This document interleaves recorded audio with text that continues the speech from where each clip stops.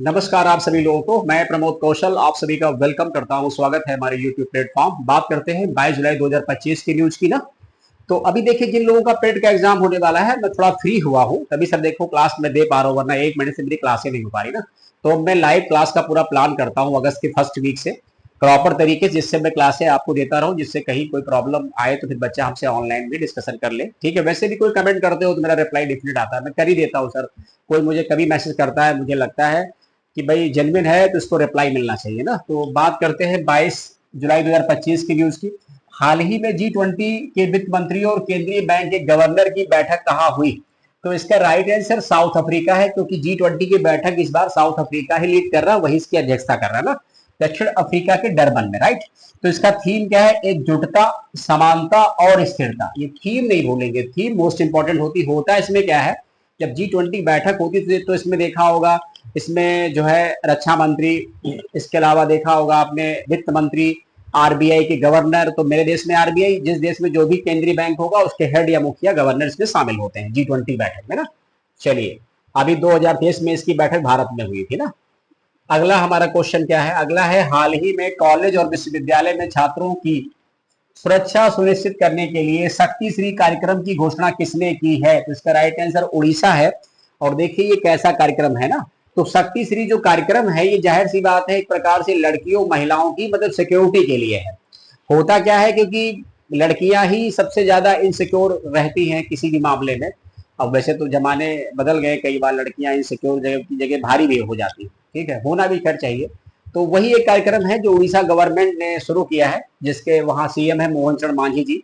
फिर इसके अलावा ये क्वेश्चन भी ठीक है, इंपॉर्टेंट है। भारत में राष्ट्रीय ध्वज दिवस कब मनाया जाता है? जिसका आंसर 22 जुलाई।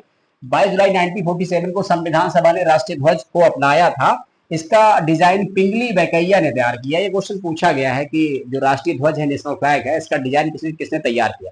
यह राष्ट्रीय ध्वज संविधान सभा ने कब अपनाया? क्वेश्चन मोस्ट इंपॉर्टेंट है ना। चलिए, इसके बाद देखेंगे हम लोग अगला क्वेश्चन क्या है। अगली एक बढ़िया बुक है। तो हाल ही में believers dilemma, Vajpayee and the Hindu rights path to the power ना पुस्तक, वाजपेयी जी की बात करें, अटल बिहारी वाजपेयी, पुस्तक किसने लिखी है?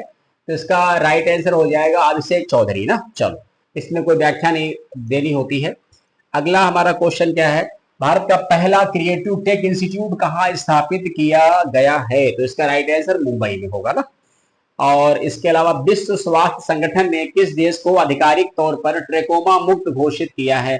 और ये क्वेश्चन मोस्ट इंपॉर्टेंट, ये क्वेश्चन श्रीमान जी मोस्ट इंपॉर्टेंट, क्योंकि ऐसे क्वेश्चन एग्जाम में आते हैं, इनकी इंपॉर्टेंस है, ये ध्यान रखिए ना। तो इसमें क्या करना है मुझे? ट्रेकोमा मुक्त बोला, इसका राइट आंसर सेनेगल होगा, ये ध्यान रखेंगे। ठीक है, ट्रेकोमा एक बीमारी, हालांकि व्याख्या दी गई है तो बोलने को नीड ही नहीं, इसको पढ़ लीजिए आप लोग। सेनेगल ऐसा करने वाला दुनिया का 25वां और अफ्रीका का 9वां देश बना है। ये सब ध्यान रखेंगे इन सब बातों को। ट्रेकोमा आंखों जुड़ी हुई ये बीमारी, ये दुनिया में अंधेपन का सबसे बड़ा कारण है। भारत ने 2024 से खत्म कर दिया था। इसके बाद भारत ऐसा करने वाला दक्षिण पूर्व एशिया का तीसरा देश बन गया, राइट। यानी भारत इससे मुक्त हो गया 2024 में ही। अभी 25 चल रहा है, देखिए इंडिया मलेरिया से मुक्त होने वाला है। तो ऐसे कई चीजों से इंडिया क्या होगा? फ्री हो जाएगा। इसके बाद हमारा अगला क्वेश्चन क्या है? संयुक्त राष्ट्र विकास कार्यक्रम ने आपदा प्रबंधन के लिए किस राज्य सरकार के साथ समझौता किया है? ये मामला उत्तर प्रदेश का है। अभी योगी जी उनके साथ बैठे हुए थे। तो यूनाइटेड नेशन डेवलपमेंट प्रोग्राम के साथ उत्तर प्रदेश गवर्नमेंट ने एक एग्रीमेंट साइन किया है। ठीक है, चलिए।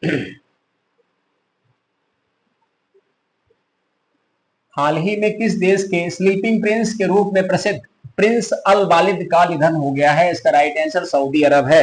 वैसे मरने वाली पर्सनालिटी भी इंपॉर्टेंट होती है, चाहे देश की हो चाहे विदेश की हो, ठीक है। चलिए, थोड़ा सा इनसे मिल लीजिए, ये क्वेश्चन मोस्ट इंपॉर्टेंट है। अभी हाल ही में भारत के किस संवैधानिक पदाधिकारी ने इस्तीफा दिया है? ये ध्यान रखना है। और कुछ ऐसे देखिए, हमारा अपना क्वेश्चन बनाने का डिफरेंट एक पैटर्न होता है, या मैं किसी का कोई कॉपी या दिमाग नहीं चलाता। ठीक है, न्यूज है, दिखती हमको भी है, सबके अपने अपने तरीके हैं। तो कोई ये नहीं कह सकता कि मैंने किसी से ले लिया या उसका 100% कॉपी कर दिया। मेरे अपने ऑप्शन होते हैं, मेरा अपना क्वेश्चन बनाने का तरीका ही अलग है। मैं बिल्कुल सही बोलता हूँ। कोई पूछेगा कौन से नंबर के हो गए, मैंने देखिए इनको डिफरेंट कर दिया इसको कि अभी हाल ही में भारत के किस संवैधानिक पदाधिकारी ने इस्तीफा दिया है? और ऑप्शन दे रखे हैं मुख्य चुनाव आयुक्त, मुख्य न्यायाधीश सर्वोच्च न्यायालय, उपराष्ट्रपति, लोकसभा का स्पीकर। तो राइट आंसर सबको पता है वाइस प्रेसिडेंट है उपराष्ट्रपति जगदीप धनखड़ ने स्वास्थ्य कारणों का हवाला देते हुए अपने पद से इस्तीफा दे दिया। उनको अधिकार है देने का। उन्होंने कहा कि स्वास्थ्य संबंधी जरूरतों देखते हुए संविधान के अनुच्छेद 61A के तहत अपना पद छोड़ रहे हैं।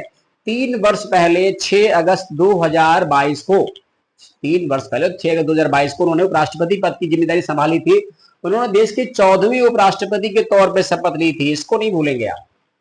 14वें उपराष्ट्रपति के तौर पर शपथ ली थी, मतलब 14वें थे। अब आपको अगले मिलेंगे वो 15वें हो जाएंगे, और अगले जो मिलेंगे वो बचे कार्यकाल नहीं होंगे, वो नेक्स्ट 5 ईयर्स के लिए ही चुने जाएंगे। तो उपराष्ट्रपति में क्या होगा, क्रम भी टूट जाएगा। ठीक है।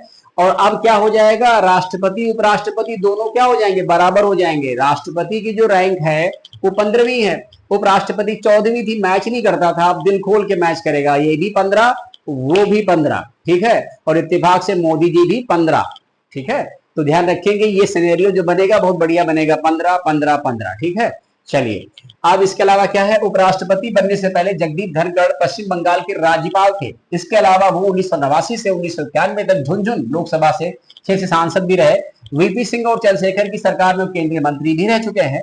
हालांकि संविधान में इसके लिए कोई समय सीमा नहीं फिक्स है, जैसा कि राष्ट्रपति के लिए होता है 6 महीने। राष्ट्रपति में क्या है कि 6 महीने के अंदर चुनाव कराना अनिवार्य है। उपराष्ट्रपति में ऐसा नहीं होता है। आप चुनाव 6 महीने का इंतजार नहीं कर सकते हैं। राज्यसभा लोकसभा की सीटों के आधार पर भी चुनाव नहीं होता, जितने जो जैसे है उसी के आधार पर इलेक्शन करवाइए। और इसमें लोकसभा राज्यसभा के सभी, चाहे वो इलेक्टेड हो चाहे वो नॉमिनेटेड हो, दोनों प्रकार के मेंबर इसमें मतदान करते हैं। श्रीमान जी ये है कॉन्सेप्ट ना। चलिए, और ये आपका रहा 23 जो है जुलाई का न्यूज ना। अब इसके बाद ये 22 जो है मतलब जुलाई का न्यूज हो गया, और इसके बाद आपको आगे की न्यूज मिलती रहेगी। पढ़ते रहिए, जुड़ते रहिए। Thank you so much.